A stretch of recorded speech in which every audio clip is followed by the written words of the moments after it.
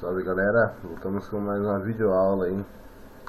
Agora a gente já terminou a parte de instalação hidráulica, né? Quem tiver alguma dúvida pode colocar os comentários aí. Agora a gente vai passar para a parte de instalações elétricas, né? Vamos estar fazendo uma introdução aí para entender os conceitos de elétrica, né? As grandezas elétricas. O que é grandezas elétricas? Seria volts, watts, a pessoa saber no que se enquadra, né? Até para saber, assim, quando você for contratar algum prestador de serviço, para você saber como argumentar, para você entrar dentro do assunto da pessoa, né? Então vamos desde o início mesmo, desde o primeiro conceito, ó. Eletricidade é um termo geral que abrange uma variedade de fenômenos resultantes da presença do fluxo dos elétrons, né? Fluxo dos elétrons, a eletricidade. Antes de aprofundarmos nesse assunto, a gente deve relembrar algumas definições sobre o que é matéria, molécula, átomos, nêutrons e elétrons, né?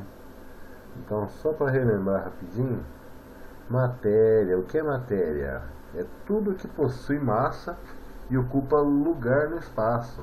Um grande exemplo de matéria é a água, né? E molécula. Molécula é a menor parte da matéria que ainda conserva suas características. Se eu tiver uma molécula só de H2O, essa molécula já é a água. Agora, se eu dividir a molécula, ela já deixa de ser água, né? E quanto ao átomo, aqui a gente chegou nos finalmente, ó. Os átomos são as unidades básicas da matéria, que possuem um núcleo com cargas positivas, envolvidas por uma nuvem com cargas negativas, os elétrons. O seu núcleo é formado de prótons e nêutrons, sendo possível sua visualização somente por meio de equipamentos específicos, né? O núcleo é feito de nêutrons, que não possuem carga elétrica, e prótons, que são cargas positivas. O núcleo, ele é fixo, né? O que a gente utiliza para a grandeza que a gente utiliza para eletricidade são isso aqui, elétrons. Lembrem-se, elétrons são cargas negativas, né? O primeiro fator que a gente precisa estudar, assim, para entender, é sobre tensão elétrica. O que é tensão elétrica? Nos fios existem partículas invisíveis chamadas elétrons livres, que estão em constante movimento de forma desordenada, como a gente viu aqui em cima. Ela vai estar rodando entre si lá.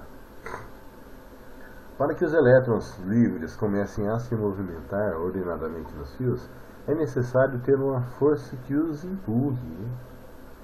Essa força é chamada tensão elétrica, ou diferença de potencial, ou até eletromotriz. A unidade de tensão elétrica é o volt, em homenagem ao físico italiano Alessandro Volta.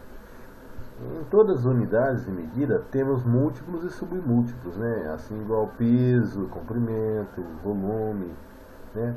No caso de tensão elétrica, nós temos o megavolt, né? Que é o M maiúsculo e o V, e o kilovolt para múltiplos.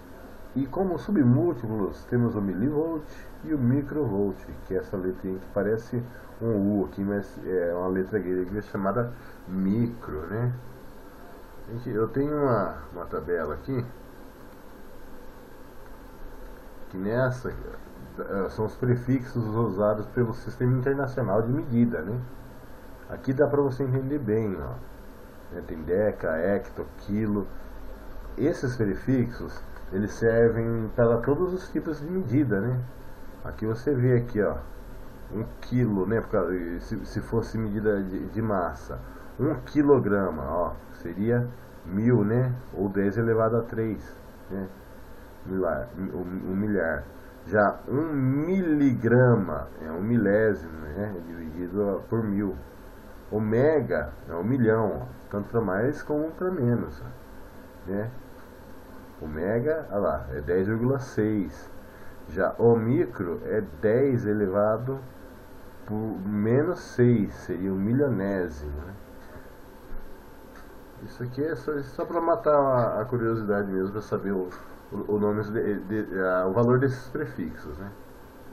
Aí voltando sobre o assunto sobre tensão, então pelo que a gente falou até agora, dá para entender então que tensão é a força que impulsiona os elétrons livres nos condutores. A sua unidade de medida é o volt.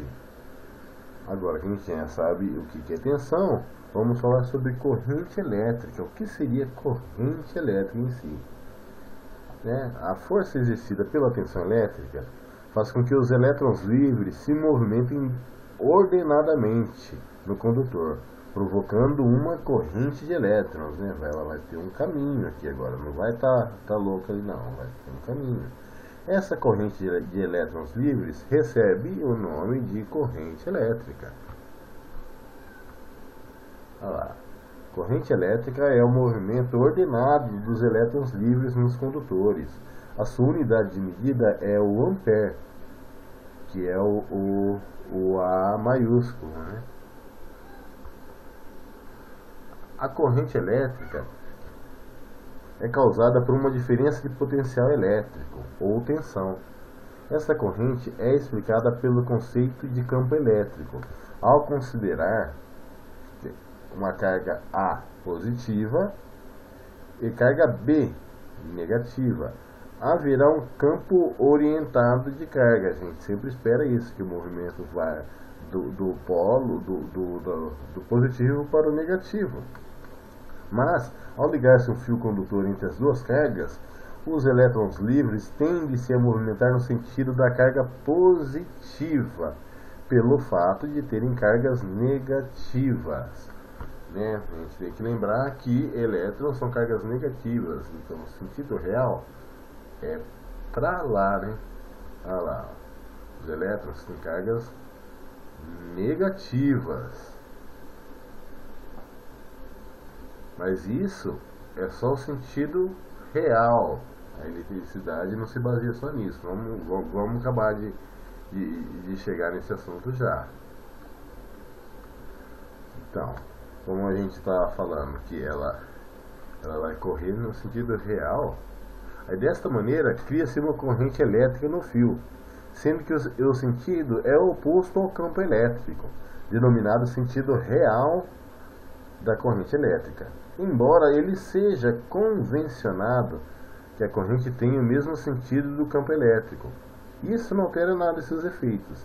Isso é chamado como o sentido convencional da corrente. O que acontece? Vamos seguir mais para frente aqui, que aí quando a gente vê a diferença entre tensão contínua e alternada, eu vou estar explicando como que funciona esse esquema aqui. Aí a gente estava falando sobre a amperagem. Como múltiplo de ampere temos o megampere, né, o quiloampere, e para submúltiplos temos o miliampere ou microampere. E como sempre vai estar usando aquela lista que eu mostrei para vocês antes, né? Aí a tensão ou corrente elétrica é o fluxo de elétrons se deslocando de um local para o outro. Só existirá quando houver diferença de potencial entre dois pontos, ou seja, quando um ponto está em excesso de elétrons e outro está com falta deles. A força ou diferencial de potencial que move os elétrons de um ponto ao outro é chamado de tensão elétrica. Então eu só com fio fase eu não vou conseguir ligar um motor, ligar uma lâmpada. Ele tem que ter um caminho completo, né? Tem que ter aonde esses elétrons correrem. Isso. Eu comecei a falar e agora eu vou terminar, né, sobre a direção, né, dos elétrons livres, né? Mas vamos falar sobre tensão contínua, né, no caso pilhas e baterias, né? É denominada assim pelo fato de que a pilha ou bateria fornece sempre a mesma tensão, ela não vai oscilar, né? Lembrando que essa tensão vai reduzir de acordo com o uso. Qualquer circuito que forneça tensão elétrica é chamado de fonte de tensão ou alimentação. Uma pilha, portanto, é uma fonte de tensão contínua. E se a fonte de tensão é contínua, a corrente também é contínua, né? Se a tensão é contínua, a corrente é contínua. Se a tensão for alternada, a corrente também será alternada. No caso, ó, tensão alternada já é diferente, ó. É quando a corrente sai ora por um, ora por outro borne. Na fonte geradora, a corrente circula ora em um e ora em outro sentido no circuito. A fonte geradora de corrente alternada é chamada de alternador. Então, como eu estava falando, que é a corrente alternada, ela vai, uma hora ela vai circular em um borne e outra hora em outro. O que acontece? A energia alternada, a energia alternada, acho que vocês já devem ter entendido, é a energia que sai da tomada, né? Tanto faz, tanto a 127 volts como 220. Ela funciona da seguinte maneira: ela não é contínua, ela é impulso. Ela é igual essa bolinha que eu estou fazendo aqui no mouse. Aí quando ela pulsa, o que acontece? Os elétrons vão correr em direção à fase, ao polo positivo. Mas entre um pulso e outro, nesse curto espaço de tempo, ela vai correr no outro sentido. Ela vai do polo positivo para o negativo. Nessa outra imagem aqui, ó, eu coloquei aqui, ó, no caso de 127 volts, né? Que é a corrente monofásica. A gente costuma falar que é 110 volts, mas na verdade ela oscila bastante, né? Ela fica entre 120 e 130 volts. Quer dizer que aí eu fiz um exemplo aqui, ó. Digamos que aqui seja o alternador e do outro lado seja o ponto de uso. Durante o pulso, na hora que bateu o pulso, pulsionou, o que vai acontecer? Aqui como está a fase, como é aonde está ligado, e aqui está neutro, aqui não tem carga nenhuma, né? Aqui é a diferença de potencial. Na hora que der o pulso, os elétrons no neutro, eles vão em sentido ao ponto de utilização e vão voltar em sentido ao alternador, né? Eles vão fazer o fluxo real, né? Mas entre um pulso e outro, nesse espaço de tempo sem o pulso, ele automaticamente vai estar voltando, né? Ele vai fazer esse caminho, vai fazer o caminho contrário, o caminho convencional. Então, aí como eu já disse antes, sempre tem que haver essa diferença de potencial. O que acontece no caso do 220, que eu tenho duas fases, né? Pela lógica, duas fases, se tivessem ligadas ao mesmo tempo, jamais acenderia uma lâmpada aqui, porque não haveria diferença de potencial, né? Não geraria uma corrente elétrica. O que acontece no 220 é o seguinte: o pulso vai alternar entre uma fase e a outra fase. Uma, duas. Se for trifásico, vai alternar uma, duas, três. Ela nunca vai estar ambas as fases ao mesmo tempo. Aí quer dizer que na hora que pulsionou aqui, a segunda fase vai estar fazendo o serviço como neutro, né? Ela vai estar dando diferença de potencial, vai estar com potencial zero. E quando pulsionar nesse de baixo, essa de cima vai estar o diferencial zero. Quer dizer que ela vai estar alternando entre uma posição e a outra posição dos elétrons. Senão seria impossível utilizar essa energia elétrica. Aqui a gente pode ver melhor, ó, segundo esse desenho. Ó. A linha vertical aqui, ela mostra a tensão, né? Aqui está com 10 volts só, mas no caso da utilização são 127 volts. E essa linha horizontal simboliza o tempo, olha lá, ó, tá tudo em milissegundo, é o segundo dividido por 1000, né? A tensão, olha lá, ela começa nula, ela aumenta ao máximo, que é a tensão nominal dela, ela desce a zero e muda de sentido, para depois começar o ciclo novamente. Aqui você pode ter, por exemplo, como se fosse, se for uma tensão 127 volts, digamos que aqui seja a fase e aqui seja o neutro. Dá para entender muito bem, ó. Pulsionou, está passando a tensão lá na fase, né? Ela desceu e negativou, ó. O que acontece? Vai estar invertendo os sentidos. Da mesma forma, no 220, duas fases, pulsionou uma, foi e pulsionou na outra. Aqui nesse outro desenho a gente pode ver a diferença entre a corrente alternada e a corrente contínua, né? Olha a corrente contínua, né? Ela não tem oscilação, ela vai durar até acabar, né? Só com o tempo ela vai baixando, né? A pilha de 9 volts, com o tempo ela vai dar 8, ela não tem oscilação, né? Já a alternada não, ó, entre positivo e negativo, ela vai estar constantemente fazendo essa oscilação, ó, tanto positivo como negativo, muito rápido mesmo. Agora outra grandeza que é legal a gente ver aqui também, a gente vai ver, é a resistência elétrica, né? Quando uma corrente elétrica é estabelecida em um condutor metálico, um elevado número de elétrons livres passa a se deslocar nesse condutor. No movimento, os elétrons colidem entre si também contra os átomos que constituem o metal.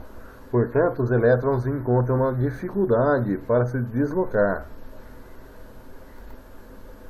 Então, como eu estava dizendo, os elétrons vão estar passando e vai estar tendo uma certa dificuldade. É como se fosse esse desenho aqui mesmo, né? Isso aqui é claro, não é o que acontece, né? Um desenho divertido que está aqui.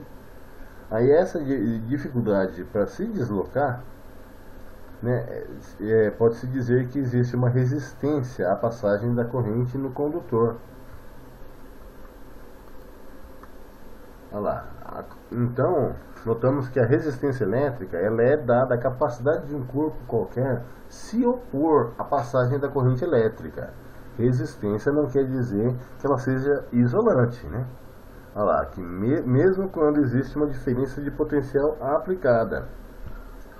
O seu cálculo é feito por meio da primeira lei de Ohm, caracterizado pelo Sistema Internacional de Medidas, e é medida em ohms, né? Algum símbolo do ômega, né? Parece o símbolo do God of War. As regras, segundo a lei de Ohm, né? Da resistividade de um material. Quanto maior o comprimento de um condutor, maior será a resistividade.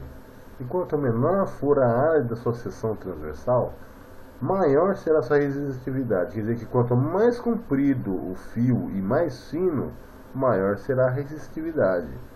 E a resistividade de um condutor depende do material que ele é feito e da temperatura em que ele se encontra, né? Aí aqui a gente tem uma fórmula pela lei de Ohm, né? Olha lá, onde R é a resistência elétrica do condutor, L é o comprimento desse condutor, a área de seção transversal do condutor em milímetros quadrados, né? Isso aqui não é um P, isso aqui se chama Rho, né? Uma letra grega, é uma constante de proporcionalidade característica do material, conhecida como resistividade elétrica. Então, resistividade é igual a Rho vezes o comprimento do condutor dividido pela área de seção transversal do mesmo. Aqui eu tenho uma tabela com alguns dos materiais condutores. Essa tabela não está completa. Eu não encontrei uma tabela mais completa, na verdade, né?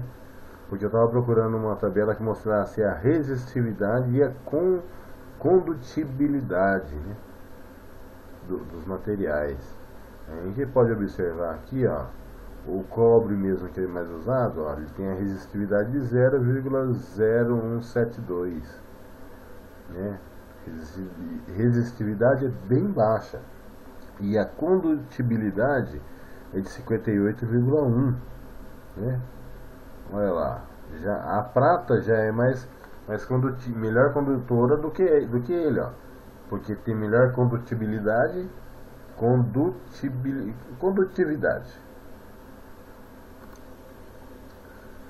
Então, como eu estava dizendo, a prata tem, ó, melhor condutividade, né, e menor resistibilidade. Quer dizer que a prata é um melhor condutor do que o cobre. Só pelo valor econômico dele, da prata, é que ela não é usada, né, nos fios que a gente tem por aí.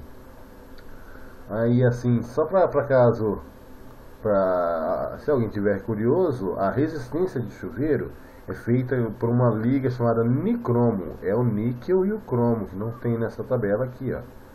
Que tem uma alta resistibilidade, né? E baixa condutibilidade. Vamos seguir em frente agora e ver. Ah lá. Como múltiplos do ohm, temos o quiloohm e o megaohm. Como submúltiplos temos o miliohm e o microohm. É tudo de acordo com aquela tabelinha mesmo que eu mostrei antes, tá? Então, gente, agora sabendo sobre tensão, corrente, resistibilidade elétrica, nós já estamos preparados para montar um circuito, né? Circuito elétrico. O que é o circuito elétrico? É um conjunto de equipamentos elétricos alimentado pela mesma fonte e protegidos por dispositivos, de modo que constituam pelo menos um caminho para a corrente elétrica. No entanto, para que ocorra o movimento de elétrons, são necessários dois potenciais elétricos diferentes. Isso é, uma diferença de potencial, ou força eletromotriz. Ou mais usual que a gente fala, né, é a tensão elétrica. Tem que ter sempre o fase e o neutro. Sempre tem que ter essa diferença de potencial. Um esbanjando elétrons livres e o outro faltando, né? Sempre tem que haver isso para ter um circuito elétrico. O circuito deve ter também um conversor de energia, né? Responsável por transformar a energia elétrica em uma outra forma de energia. Esse elemento pode ser a lâmpada, um motor, uma campainha, qualquer aparelho elétrico. Podemos definir circuito elétrico como um caminho fechado por onde circula uma corrente elétrica. Os elementos básicos do circuito elétrico são a fonte de alimentação, é claro, né? Que é ela que vai me dar tensão. Os fios condutores, que vão fechar o caminho para o circuito. O receptor de energia, no caso aqui é uma lâmpada, pode ser um motor, como eu disse, qualquer outro aparelho elétrico. E o elemento de controle, né? Seria um interruptor, uma chave, um disjuntor, ou coisa parecida. Aí com tudo isso teremos um circuito, no caso que poderia ser um circuito fechado, né? A chave está fechada aqui, quer dizer que minha lâmpada está acesa. Um circuito aberto, né? Que, ó, eu abri aqui, ó, quer dizer que eu cortei a passagem da eletricidade. Aí eu teria a lâmpada apagada. Agora a próxima grandeza elétrica a ser estudada não.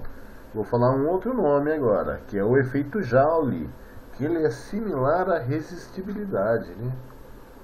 Olha lá, ó, até o símbolo de resistência aqui. Só que a resistibilidade ela pode ser usada a nosso favor. O Joule já é alguma coisa que a gente tem que evitar quando for dimensionar a nossa fiação elétrica, né? Ó, porque um condutor, ao ser percorrido por uma corrente elétrica, se aquece naturalmente. O ferro de passar roupa, no chuveiro elétrico, no secador de cabelo, o calor é produzido pela corrente que atravessa um fio. Esse fenômeno, chamado efeito Joule, deve-se ao choque dos elétrons contra os átomos do condutor. Em outras palavras, o Joule é a transformação de energia elétrica em energia térmica, né? os elétrons passam apertadinhos aqui. Deve ser analisado o efeito Joule. Esse aqui é o culpado do eletricista falar assim: não, mas esse fio não pode ser esse, tem que ser um fio mais grosso. Tem as regras que vão ser estudadas no próximo vídeo. O próximo vídeo vai ser sobre dimensionamento. Você vai pegar o efeito Joule e vai levar em consideração com a potência elétrica, que a gente vai estudar agora. O que é potência elétrica? Os aparelhos elétricos, de forma em geral, precisam de energia para funcionar, claro. Ao receber a energia elétrica, essa é transformada em uma outra forma de energia. Por exemplo, o ventilador funcionando. Nós temos a transformação de energia elétrica em energia mecânica, provocando o giro da hélice. Então, pode-se concluir que a potência elétrica é a grandeza que mede a rapidez com que a energia elétrica é transformada em outra forma de energia. Quando a gente compra o ventilador, você pode reparar se não é 500 watts de potência ou é 800 watts de potência, ele vai gerar mais rápido, ele vai transformar aquela energia elétrica em energia mecânica mais rapidamente. Olha lá, para a potência elétrica, a unidade de medida é o watt ou watts. Não sei exatamente, cada um fala de um jeito. É comum encontrar em dispositivos também a potência em unidades indiretas, que é o volt-ampere, que a gente vai estar estudando também no próximo vídeo. Como múltiplos, a gente pode seguir aquela tabelinha que eu mostrei no início do vídeo. Temos um quilowatt, um megawatt, e assim como submúltiplos tem um miliwatt. Aqui, para encerrar agora essa aula, vou estar mostrando aqui, essa última tabelinha aqui, que alguns aparelhos, potência aproximada, em watts, Olha lá, temos aquecedor de água. Nessa aqui não tem chuveiro elétrico, 5.500. Aí por essa base aqui que é feita o dimensionamento dos fios, que a gente vai estar vendo na próxima aula. Bom, gente, vou estar parando por aqui. Eu faço questão de fazer os vídeos em torno de meia hora, vai dar 28 minutos. Por quê? Para não se tornar maçante. Se tornar maçante, acaba não sendo proveitoso para ninguém, Espero que tenham gostado do vídeo, Aí eu peço para vocês seguirem o canal, dar um joinha aí para curtir o vídeo, que vão estar ajudando o canal. Se tiver alguma dúvida, alguma crítica construtiva, pode colocar aí nos comentários, E até a próxima aula, então, se Deus quiser.